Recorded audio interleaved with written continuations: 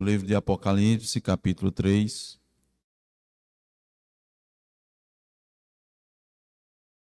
Vamos dar continuidade à exposição da carta à igreja em Filadélfia. Vamos fazer a leitura no capítulo 3, do versículo 7 até o versículo 13. Apocalipse 3, do 7 ao 13.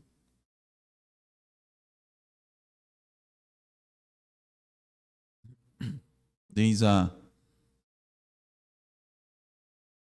inspirada palavra de Deus.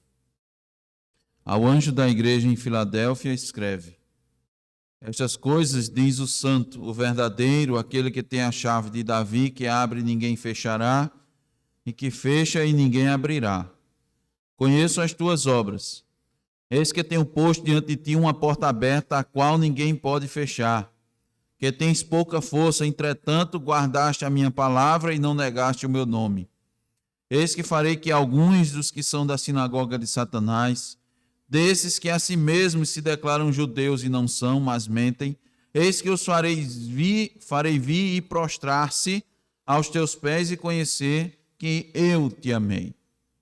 Porque guardaste a palavra da minha perseverança, também eu te guardarei da hora da aprovação que há de vir sobre o mundo inteiro, para experimentar os que habitam sobre a terra.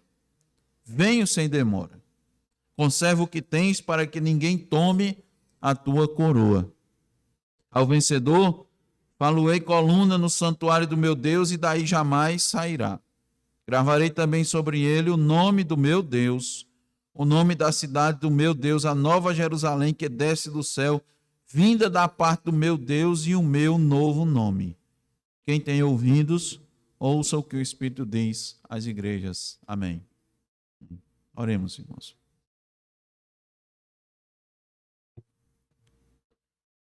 Senhor nosso Deus, nosso Pai bendito, Deus grande e tremendo, Deus que adestra as nossas mãos para a batalha. Agora, Senhor, adestra, ó Deus,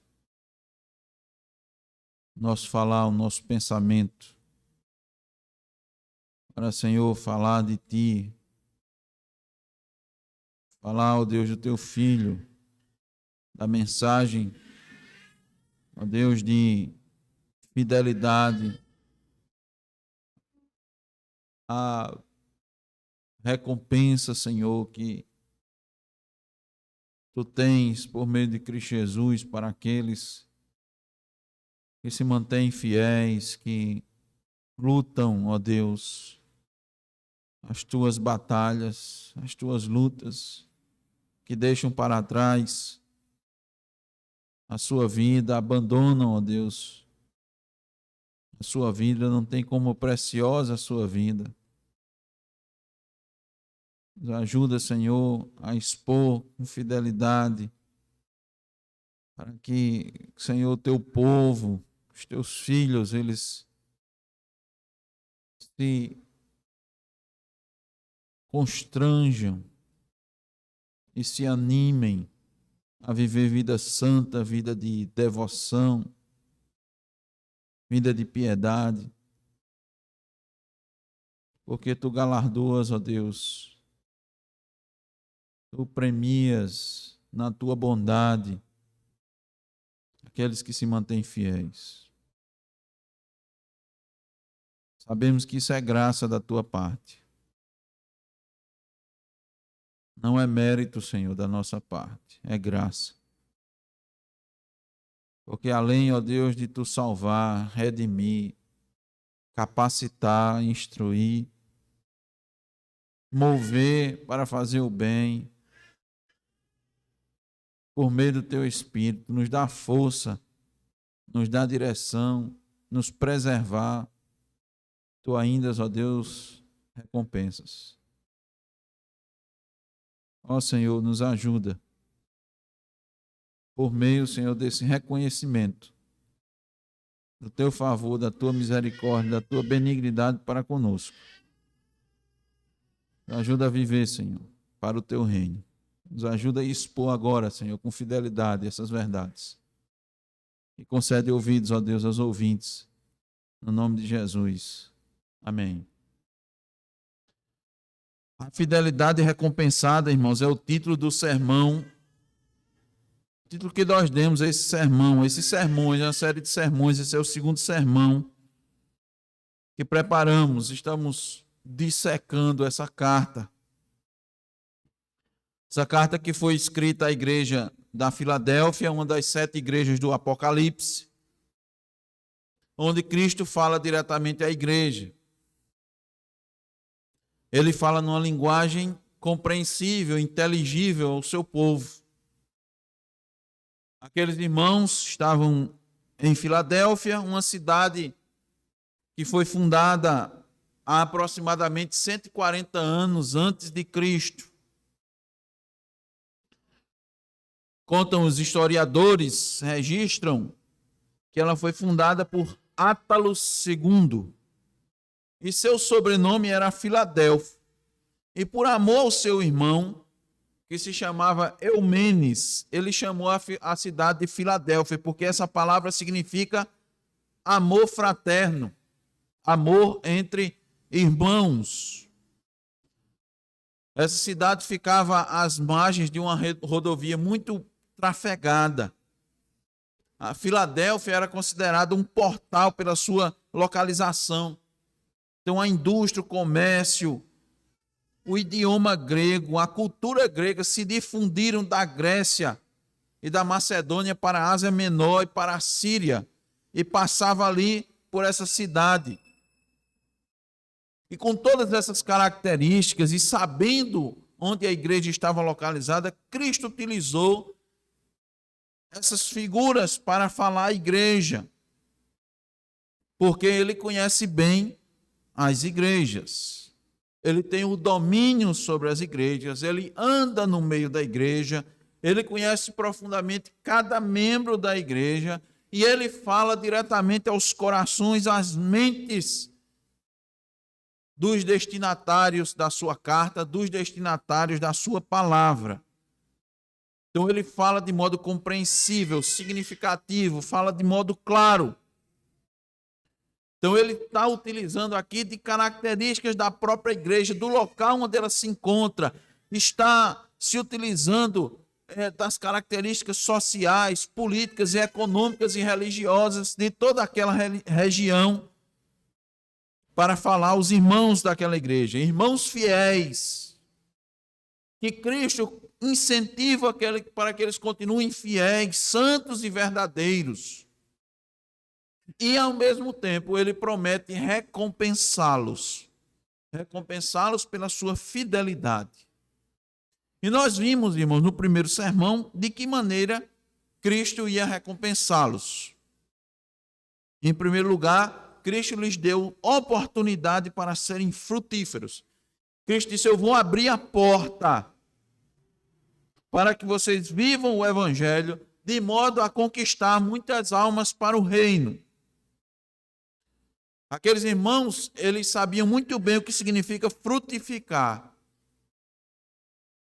Por quê? Porque a área que eles viviam, a área em volta da cidade, era uma área vulcânica.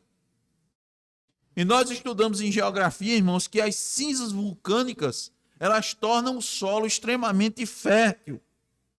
Nos campos próximos à cidade de Filadélfia, se plantavam vinhas. E Filadélfia também era conhecida pela produção de vinhos e bebidas refrigerantes. Aqueles irmãos sabiam muito bem o que era ser frutífero, ser fértil. Cristo disse ainda que iria recompensar a fidelidade daqueles irmãos, fazendo com que os seus opressores reconhecessem que Deus os ama. Eles, por serem fiéis, e todo crente fiel sofria perseguição. Ali, naquele momento, eles sofriam forte perseguição pelos judeus mentirosos, que Cristo os classificou como sinagoga de Satanás, e ele os anima a se manterem firmes, porque eles vão fazer que um dia seus opressores, aqueles que lhes acusavam, que lhes maltratavam, esses opressores reconhecessem, esses daí são verdadeiramente filhos de Deus. Nessa noite, irmãos, queremos trazer mais duas recompensas prometidas por Cristo, tanto para os irmãos de Filadélfia, como também para todos aqueles que são fiéis a Cristo Jesus, mesmo que sejam poucos, em pequeno número, como esses irmãos. Uma igreja fraca aos olhos humanos, mas amada aos olhos de Deus. Então, como Cristo vai recompensá-los? Cristo traz uma terceira recompensa, que é socorrer os fiéis nos momentos de dificuldades, nos momentos de sofrimento, nos momentos de provação. Versículo 10. Porque guardaste a palavra da minha perseverança, também eu te guardarei da hora da provação que há de vir sobre o mundo inteiro, para experimentar os que habitam sobre a terra. Irmãos, vai haver um momento em que todos são provados. Todos serão provados. Não somente os cristãos, mas também os incrédulos. Em especial, os que estão dentro da igreja, porque a Bíblia nos diz, o apóstolo Pedro nos diz lá na sua epístola, que o juízo começa pela igreja. O juízo começa pela igreja. Então atentem bem para essas palavras de Cristo. Ele está trazendo uma promessa aos crentes fiéis e também um alerta. Promessa e alerta. Alguns, é importante dizer aos irmãos que creem numa visão sensacionalista, que em um determinado momento da história vai haver uma grande tribulação e é nessa hora que realmente vai se saber quem é crente ou não. Aí tem muita gente hoje em dia tentando identificar quem é o anticristo, quem é a besta, o número da besta. Aí o pessoal está com medo do chip, dos cartões de crédito. Hoje em dia não é mais isso não, né? É medo de vacina, né, que tem alguma marca, alguma coisa, implante subcutâneo ou cerebral, né? Então, tem muitos cristãos, irmãos, que ficam em verdadeiro estado de pavor. Na verdade, não é alerta não, é pavor. Com medo dessas coisas e se difunde no meio evangélico com a rapidez, com a facilidade, muito mais agora que nós estamos vivendo a época das mídias sociais. Mas a verdade, irmãos, é simples. E está aqui descrita nas palavras de Cristo. Todos os habitantes da terra, prestem bem atenção, todos os habitantes da terra, em todos os tempos, desde a primeira vinda de Cristo, serão provados. Esta é a verdade. Quer sejam cristãos, quer sejam ímpios, quer sejam crentes verdadeiros, quer sejam crentes nominais. Mas nós sabemos que os cristãos verdadeiros, em especial, sempre passarão por provações. Suas vidas sempre e sempre serão marcadas pelas provas. Disse aos irmãos, repito, Cristo nunca escondeu isso dos seus discípulos. Infelizmente, isso é hoje em dia escondido nos púlpitos. Hoje a mensagem é triunfalista. Hoje a mensagem é de bem-estar, do seu bem-estar, da sua vitória,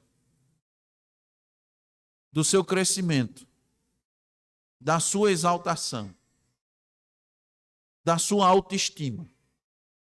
Você ouve mensagens para lhe levantar. Você está caído e as mensagens são para lhe levantar. Tanto é que pregadores não são mais chamados de pregadores, são chamados de coaches. Por quê? Porque ele vai lhe ajudar, ele vai lhe instruir, ele vai lhe conduzir a ser melhor. Uma pessoa melhor. Você vai estar bem consigo mesmo.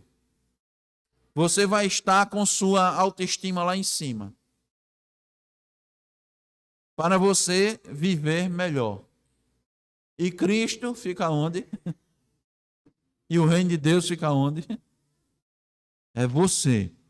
Você é o centro. É exatamente o inverso. Cristo está para lhe servir, para lhe atender às necessidades, para atender seus problemas emocionais, seus conflitos, suas angústias, suas dores, seus problemas. Cristo está para lhe servir. E não você servir a Cristo. Cristo nunca escondeu dos seus discípulos. Se prepare, porque a oposição vem de casa. Filho contra pai, pai contra filho. Seus irmãos mesmo lhe entregarão aos tribunais. Sereis odiados pelo mundo. Passareis por aflições. Mas ele disse: vá por todo mundo, pregue o evangelho. Viva, eu vou estar convosco. Não vou vos abandonar. Eu vou para meu Pai, vou preparar-vos lugar. Na terra você é peregrino e forasteiro. Não pense que você vai ficar muito tempo aí, não. Não guarde seus tesouros aqui na terra. Guarde os tesouros no céu. Mas me parece que, pelo que temos visto e ouvido, essa mensagem tem sido cada vez mais rara nos púlpitos. Cristo está dizendo aqui: eu sei pelo que vocês passam. Eu sei. Cristo também disse, quando estava aqui na terra: Pai, peço que não os tires do mundo, mas que os livres do mal. Você tem que ficar no mundo. Você tem que permanecer no mundo. Por quê? Porque você é sal e luz. Vocês são arautos do evangelho. Você tem que estar na terra. Os crentes são afligidos pelos homens, por Satanás. Os crentes são afligidos até pela providência divina. Essa também é uma afirmativa difícil de ouvir. Sim. Por quê?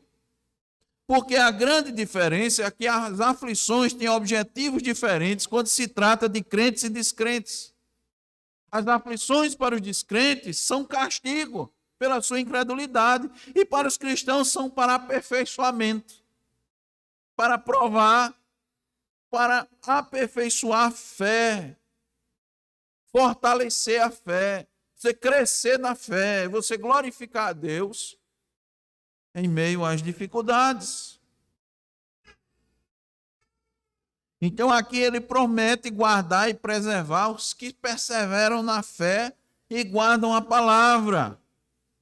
Quem vai fazer isso, irmãos? É o poder de Cristo, é a sua providência que vai guardar. É isso que ele está prometendo. E, de novo, a gente tem que entender de que ele está guardando. Imediatamente vem na mente da gente que ele está guardando de um acidente, de uma doença, da morte. Não. Não é isso não. Nós vamos discorrer e mostrar aos irmãos. Não é disso não. Porque isso é a primeira coisa que vem na mente, isso logo. Porque o pensamento da gente está aqui, né? Está no palpável, está no corpo, está nas posses, está na saúde, E a gente pensa logo nisso.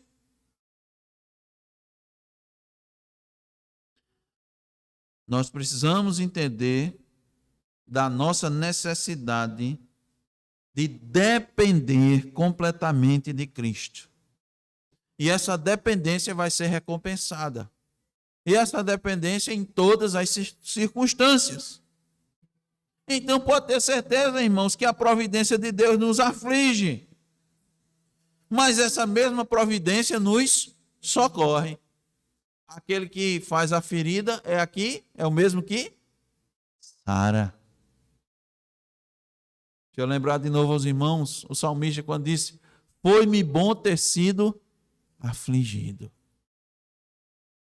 Só o crente, irmãos, verdadeiro, que tem a visão do reino, pode dizer que foi bom ter sido afligido, ter passado por aflições, ter passado por dificuldades. Por quê? Porque ele entende que isso é uma forma de Deus purificar a sua igreja, purgar a igreja da confiança própria, da confiança no seu braço, na sua capacidade, na sua inteligência, purgar a igreja do legalismo, do julgamento precipitado e de tantas e tantas mazelas pelas quais, as mazelas que nós temos e carregamos, e precisamos nos livrar delas. Por que é que ele aflige o cristão? Para ele aprender a ser misericordioso. Muitos cristãos ainda estão com um ego muito inflado, muito orgulhosos. E não dá. Nós temos aprendido sobre a humilhação de Cristo, né? A sua paixão lá em Lucas 17, Lucas 19. Estudando. Vendo como o que Cristo fez. Ai, muitos estão ainda assim. Mas eu vou tratá-los. Vou afligir, para que ele aprenda a ser misericordioso. Ele está muito elevado, eu vou ensiná-lo a ser manso. Está muito arredio. Está com sangue nos olhos. Qualquer coisa. O que é isso? O que foi? Às vezes eu vou dar fazer ele passar por uma situação, para ele melhorar esse lado. Para que ele confie em Deus, mas está confiando muito em si. Muitos estão confiando nos seus recursos. Aí Deus tira um pouquinho, né? Tirar um pouquinho. Você entender que você não depende disso, não. Está orando pouco. Pedindo pouco. Deus sabe, irmãos, tudo isso. Aí vem a aflição para o crente. É uma bênção. É uma bênção. E Deus, irmãos, usa muitos instrumentos para isso. É que outra coisa que o crente não entende. Deus usa muitos instrumentos. Porque dele não é a terra? Ele não pediu um jumentinho para sentar e entrar em Jerusalém? Ele é a terra. Então ele usa o ímpio para tratar o crente. Ele usa a doença. Ele usa a perseguição no trabalho para cuidar dele. Deus aflige o crente para ele aprender a ajudar o próximo, a ajudar seu irmão. Ele antes, quando o irmão passou por uma dificuldade, ele ficou só contemplando, só olhando, não fez nada. Deus está vendo, irmãos, tudo. O que é que Deus faz? Manda normalmente a mesma dificuldade. Aí às vezes ele é envergonhado, porque o irmão, aquele que passou pela dificuldade e você não ajudou, vai e lhe ajuda. Lhe estende a mão. Aí ele cai em si, diz, meu Deus. Eu, em vez de ajudar aquele irmão, fiz foi criticar. E esse irmão que fez comigo, me ajudou. Me ajudou. Deus aflige, irmãos. para que a gente enxergue primeiro a trave que está no nosso olho, ao invés do argueiro que está no olho do irmão.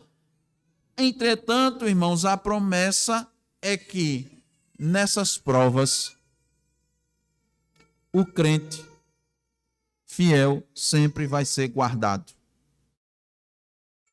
Cristo vai recompensar. Ele vai guardar e vai recompensar. Quem ele recompensa? O crente que vive sob o senhorio de Cristo. O crente que vive para o reino de Deus, esse é recompensado. E Cristo vai preservar o cristão, principalmente quando ele der a oportunidade para que frutifique. Foi isso que aconteceu com o apóstolo Paulo. Olha, lá em Atos 18, 9 a 11, está escrito: teve Paulo durante a noite uma visão em que o Senhor lhe disse: não temas, pelo contrário, fala e não te cales, porquanto eu estou contigo e ninguém ousará fazer-te mal, pois tenho muito povo nesta cidade. E ali permaneceu 1 ano e 6 meses, ensinando entre eles a palavra de Deus. Meus irmãos, aprendam uma coisa importante.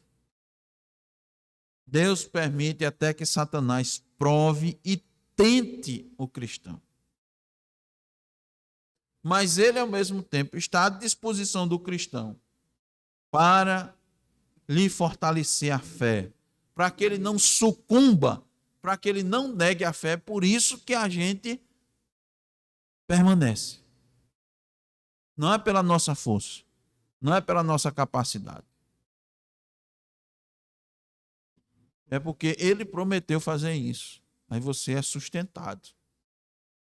Sustentado pelo poder de Deus. Meus irmãos, tempos de prova vêm a qualquer igreja e a qualquer cristão, em qualquer época e a qualquer momento, sem hora nem dia, mês ou ano definido. Foi assim com Jó e pode ser com qualquer um de nós. Lá em Jó 1, do 13 em diante, diz: certo dia, um dia como outro qualquer, quando os filhos e as filhas de Jó estavam num banquete, comendo e bebendo vinho, na casa do irmão mais velho, um mensageiro veio dizer a Jó: os bois estavam arando, ou seja, tudo normal, né? Os bois estavam arando e os jumentos estavam pastando por perto. E os sabeus atacaram e os levaram embora. Mataram a espada os empregados. E eu fui o único que escapou para lhe contar. Num dia normal. Sem aviso. Sem alerta. Meus irmãos, Deus coloca a sua igreja em situações que vão testar sua fé, sua santidade e seu caráter. Isso pode ocorrer num dia corriqueiro, sem nada de anormal. Mas é um dia determinado e do conhecimento de Deus. O mais provável é que ocorra dessa maneira, de forma inesperada, quando a gente nem desconfia. Estava José do Egito cuidando das suas obrigações, e num belo dia a esposa do seu senhor disse: deita-te comigo.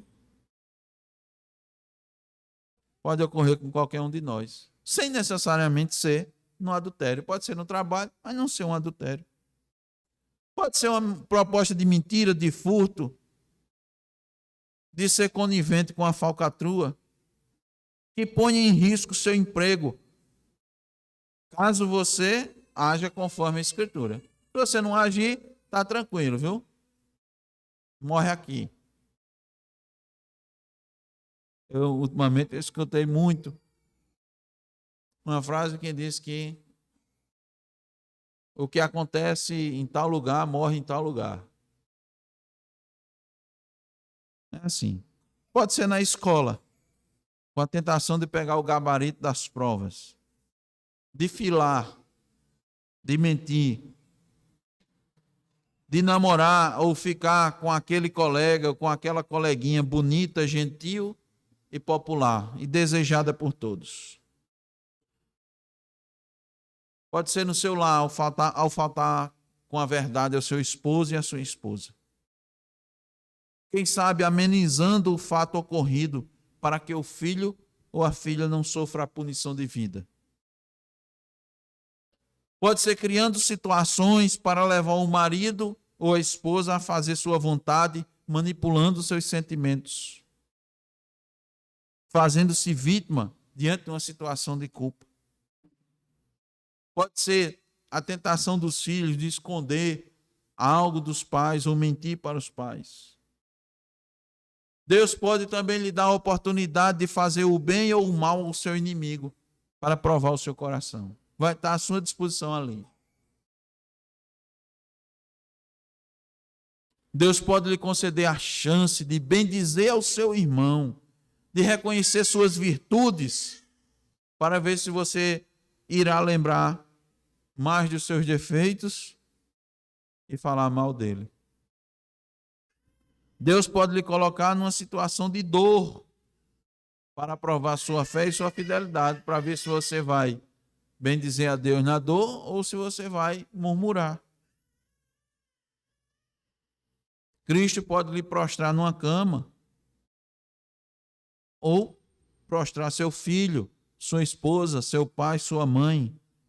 Deus pode tirar algo que você muito gosta, muito ama e muito cuida, para lhe provar, para provar a quem você é fiel. Onde está o seu coração? Para saber onde está a sua segurança. Em quem você está confiado? Deus pode lhe colocar numa situação financeira delicada para testar sua fidelidade nos dízimos e nas ofertas. Deus pode lhe dar uma oportunidade de ficar frente a frente com seu irmão da igreja, que tem se utilizado de maledicência, para saber como você vai reagir. O que você vai fazer? Vai falar com amor? Vai exortar? Vai aconselhar? Ou você vai se calar? Você vai temer mais a quem? A Deus ou as pessoas? Todos irmãos, Cristo aqui está dizendo, vão ser experimentados. Todos. E Ele vai guardar os que foram fiéis, aqueles que confiaram inteiramente na sua justiça. Aí veja, aquilo que nós dissemos anteriormente, guardar não significa livrar da morte física. Muitos pensam nisso, olha, vai guardar o crente. Aí ele morreu, e agora? Guardou ou não guardou? Nós oramos.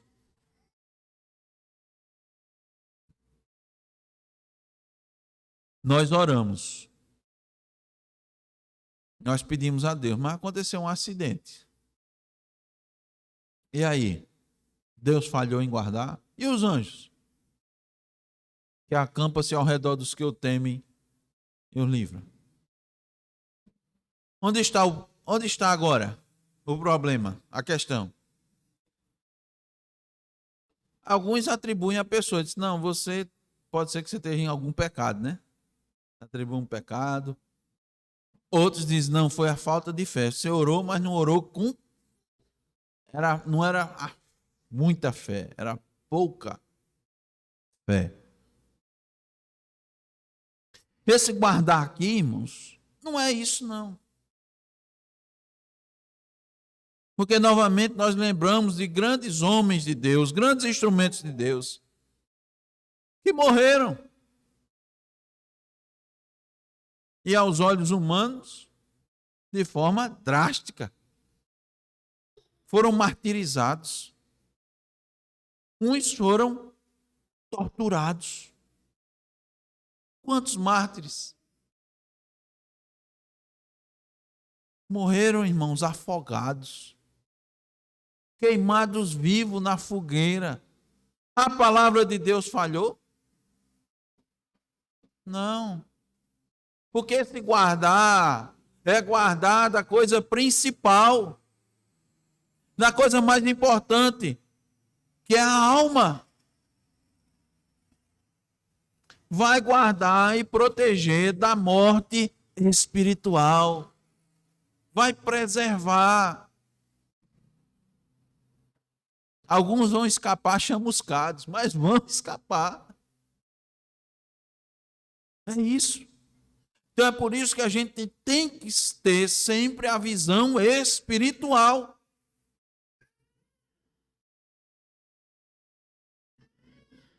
Antes do regresso de Cristo, antes da sua segunda vinda, todas as igrejas fiéis sofrerão perseguição. Todas.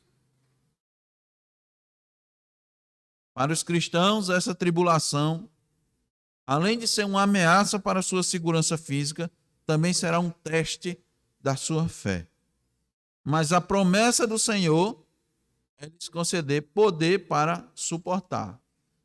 Eu te guardarei da hora da provação que há de vir sobre o mundo inteiro, para experimentar os que habitam sobre a terra.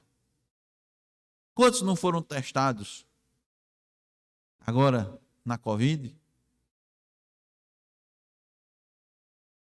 Quantos Deus não soube? Ele já sabia, né? Mas quando não foi exposto, se a pessoa confiava em Deus ou confiava na máscara, no álcool em gel? E quantos não estavam confiando mais na vacina do que em Deus? Quantos não sucumbiram na ansiedade, na angústia?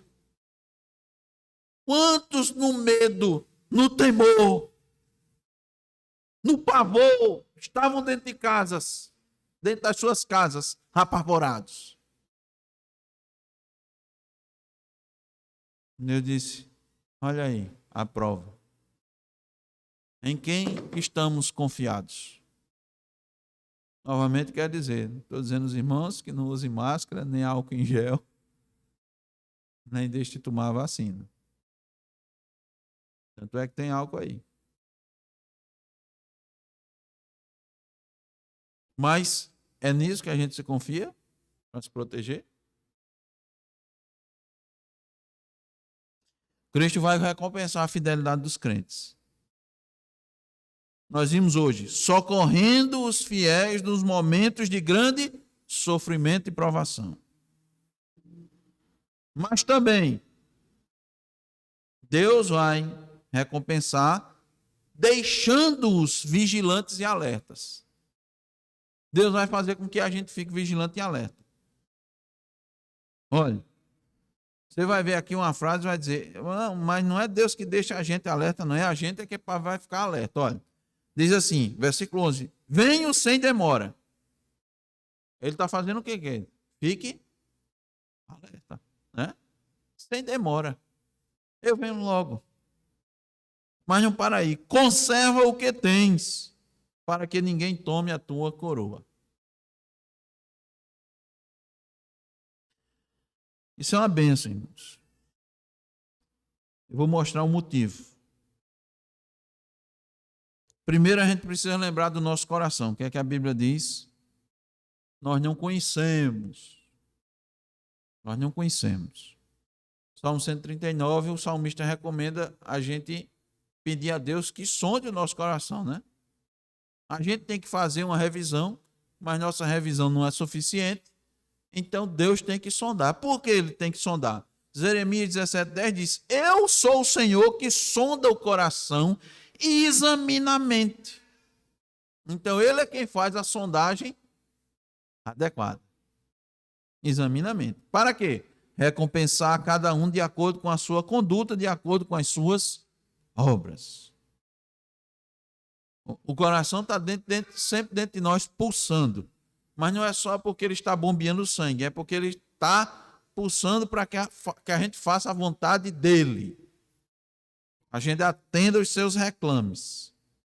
E ele está aqui, a gente não pode se afastar dele. A gente não pode se desligar dele. A gente vive todos os dias com ele aqui. E ele sempre dando sugestão enganosa, na intenção de corromper aquilo que Deus fala pela sua palavra.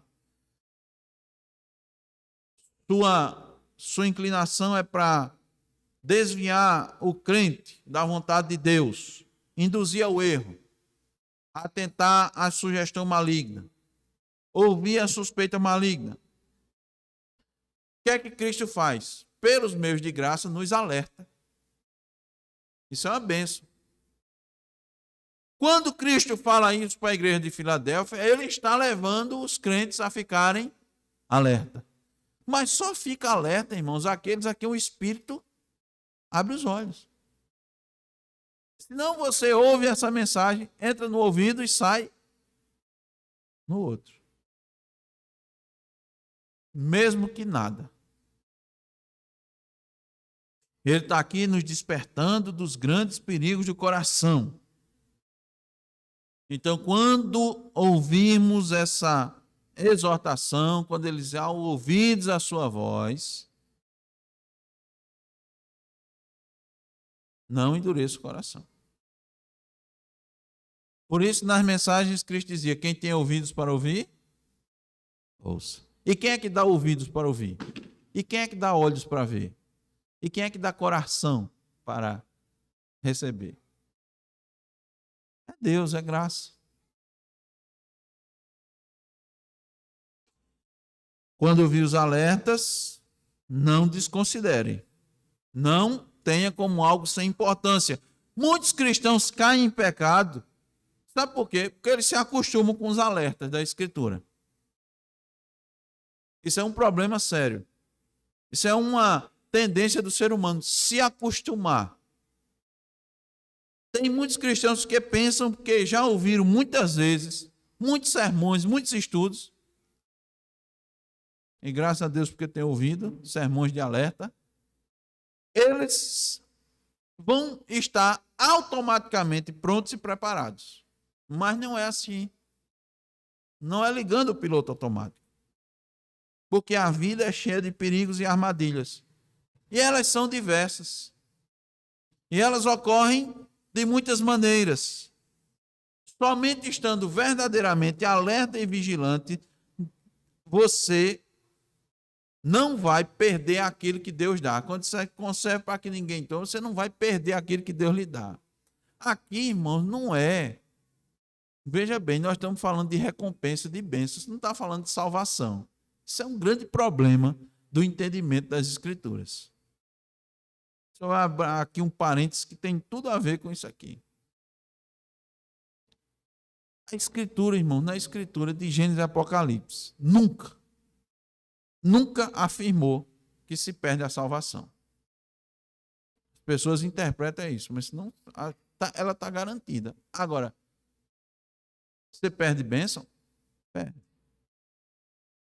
Uma bênção pode se tornar em maldição? Sim, porque a responsabilidade do homem está na Escritura. Então, muitos interpretam errado. Interpretam bênção como salvação. Perder a bênção, perder a salvação.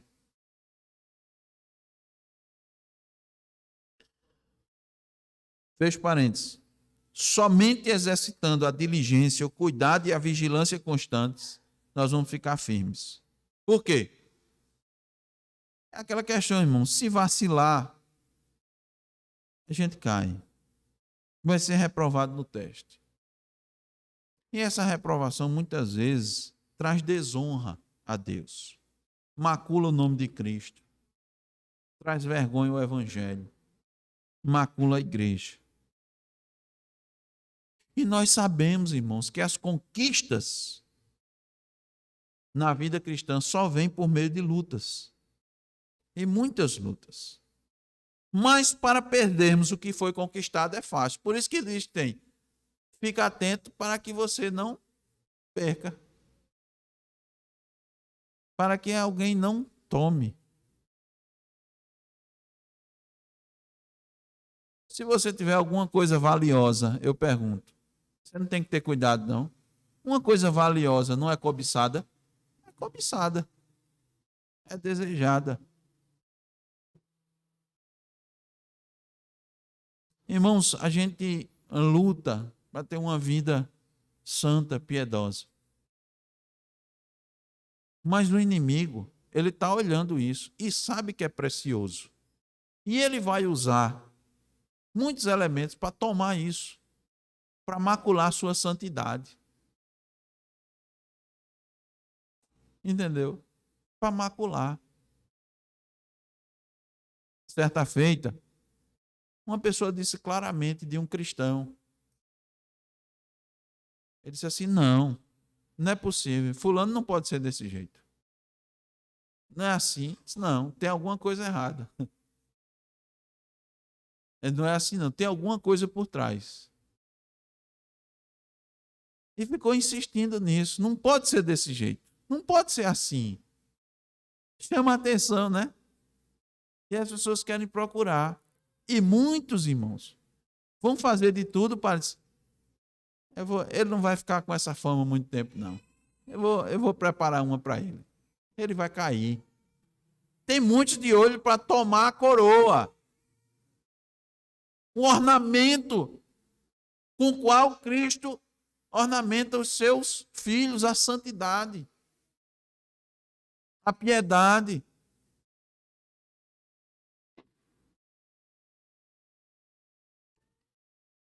Para conquistar uma vida santa e piedosa é luta, mas para perder é fácil. Para se construir uma reputação é fácil, mas é difícil, mas para perder é fácil. Cristo faz esse alerta. Venho sem demora, conserva o que tu tens. Está falando para aqueles irmãos fiéis, conserva a tua fidelidade, conserva a tua luta, conserva a tua santidade, a tua piedade. Ele está nos alertando porque há sempre alguém que quer tomar isso. Eles tenham cuidado. Você está sendo santo e piedoso, cuidado. Cuidado com a soberba. Porque isso vai tomar a piedade. Cuidado. Cuidado para, na sua santidade, não olhar para seu irmão na sua falta e na sua fraqueza e desprezá-lo. Você vai perder. Quem está em pé, cuidado para que não caia. Todos nós, irmãos, somos feitos da mesma matéria. Possuímos as mesmas inclinações. Fomos concebidos em pecado. Não há ninguém com vantagem. Não há ninguém imune a determinados pecados. Todos pecaram e carecem da glória de Deus. Nossa confissão de fé diz: o melhor dos homens pode, devido ao poder e sedução da corrupção que habita nele, com a prevalência das tentações, cair em grandes pecados e provocações. E ainda diz: os santos podem, através das tentações de Satanás e do mundo, da prevalência da corrupção remanescente neles e da negligência dos meios de sua preservação, ou seja, na negligência dos meios de graça, cair em pecados graves. E ainda por algum tempo continuar neles. Quando eles assim incorrem no desagrado de Deus e entristecem o seu Espírito Santo. Qualquer um, o mais santo dos homens. Por isso nós não podemos negligenciar os meios de graça. Não podemos desprezar aquilo que Deus nos dá. Conserva o que você tem. Conserve. Dê toda a importância às oportunidades que Cristo lhe proporciona para ser edificado na fé, para fortalecer aquilo que ele já lhe deu. Quais são os meus de graça? Vamos lembrar. A oração, a leitura, a meditação na palavra, o culto público, participação nas ordenanças. Algumas igrejas chamam de sacramentos. A comunhão dos santos. Os estudos, os sermões, tudo isso são meus de graça. Você está indo bem? Deus mantenha, conserve o que tem. Conserve. Não, cuidado, cuidado. Essa é a palavra de Cristo. Ele conhece bem a igreja, conhece cada um dos seus membros e disse: fique alerta, seja diligente para manter o que eu já te dei. Então, nós não devemos tão somente conservar, mas intensificar, aprimorar, aumentar o que temos recebido. Na parábola das 10 minas,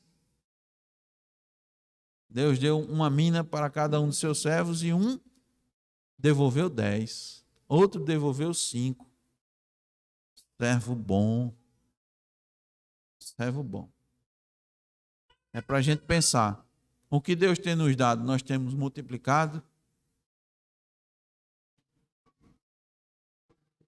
Conserva o que tens. Mas não é para conservar. Lembra aquele... conservar não é nesse sentido, né? A parábola das 10 minas nos ajuda. Um pegou a mina, botou num lenço e guardou. Isso não é conservar, não? Não. Isso disse que ele não era um servo bom, era um servo mau. Conservar é para não perder. E nossa obrigação é multiplicar, colocar em prática. A palavra de Deus não é para ficar só na teoria. Ela é nos dada para que nós sejamos perfeitos e perfeitamente preparados para toda boa obra, 2 Timóteo 3,17.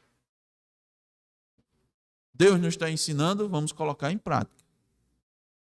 Deus nos está instruindo, vamos adiante. Peça graça a Ele.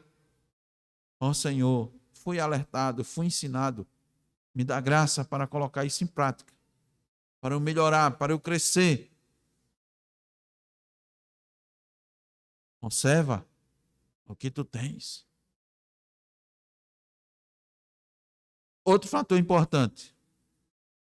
Se você não colocar em prática, você vai perder. Conserva o que tens para que ninguém tome a tua coroa. Você vai perder aquilo que foi dado.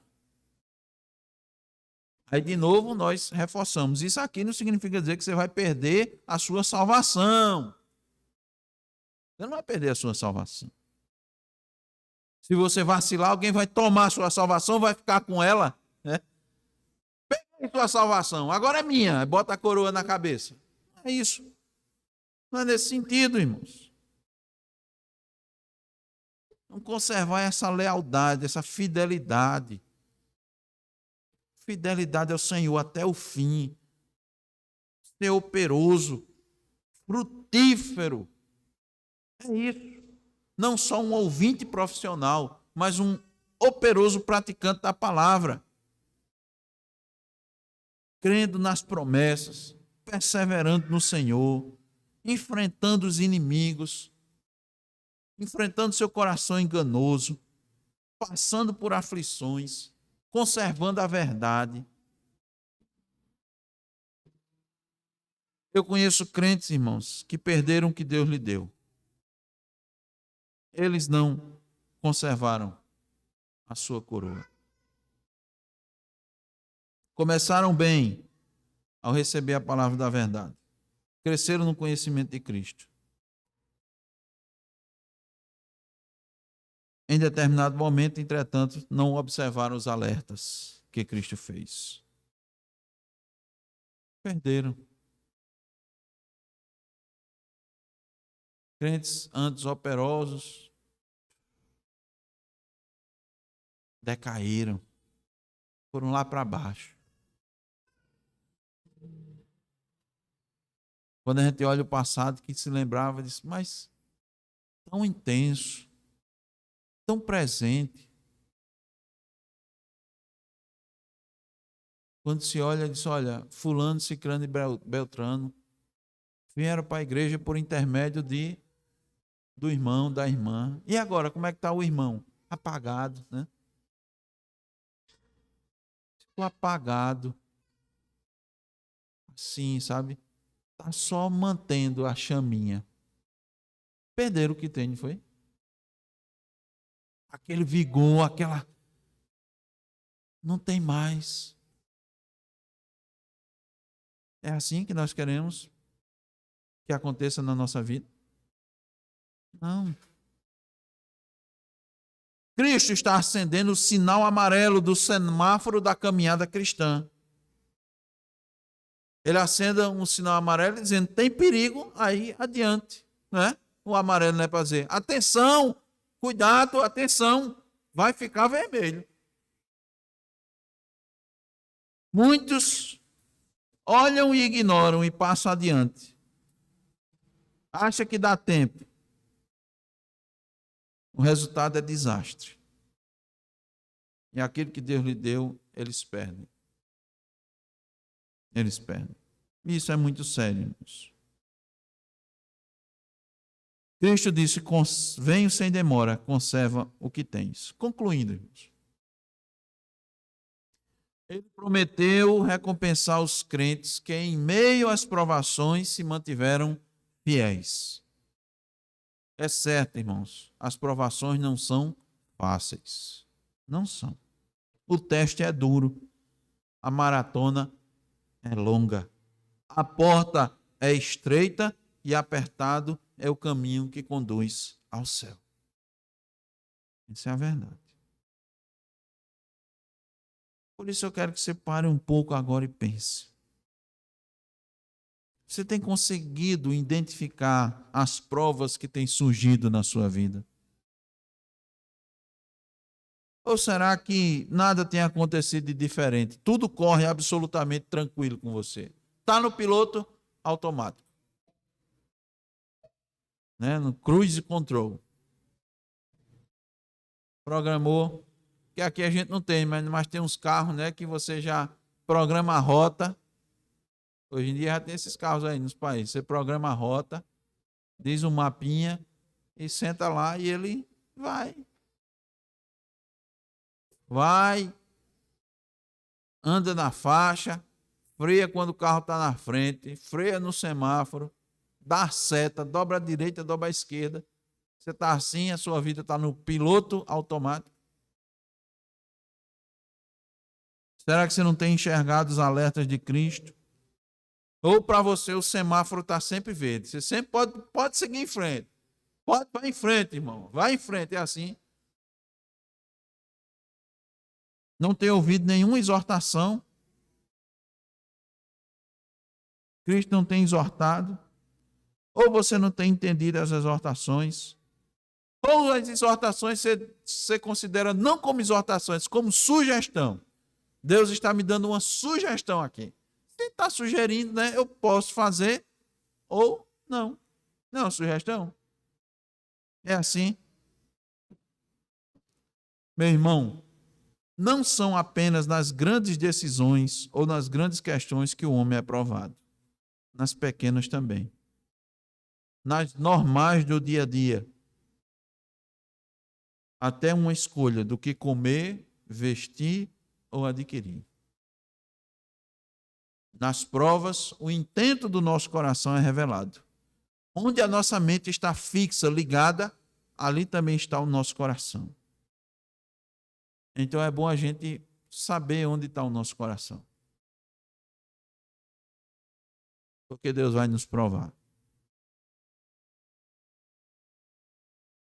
Seu coração está no reino de Deus, desejando fazer a vontade de Deus, mesmo que isso lhe traga custos, mesmo que precise pagar um preço.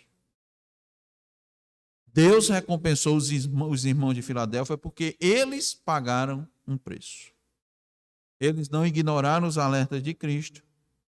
Para eles, os alertas eram uma bênção. Para muitos irmãos, infelizmente, há quem considere a exortação uma afronta. Mas Deus exorta e alerta aqueles que ama, para que não caiam em grandes tentações, para que não desonrem o nome de Cristo e não entristeçam o Espírito Santo. Então, por essa mensagem, irmãos, estamos sendo alertados. O que é que ele diz? Eu venho sem demora e eu vou provar os homens. Se nesse momento sua consciência lhe acusa, o que é que você deve fazer? Rogue a Cristo que o acuda. Peça a Deus misericórdia. Reconheça a sua falta e seu pecado. Ele está lhe exortando. É por graça. Então, meu irmão, não vacile. Não relaxe. Deus nos prova. Ele conhece nossa fraqueza e sabe onde precisamos melhorar. Eu digo ao irmão, para finalizar, Cristo não vai passar uma prova de ditado de palavras para quem já sabe ler e escrever. Não vai passar esse tipo de prova. Para quem sabe ler e escrever, ele vai pedir que interprete. Leia, escreva e interprete. Conserva o que tens, para que ninguém tome a tua coroa. Amém. Amém.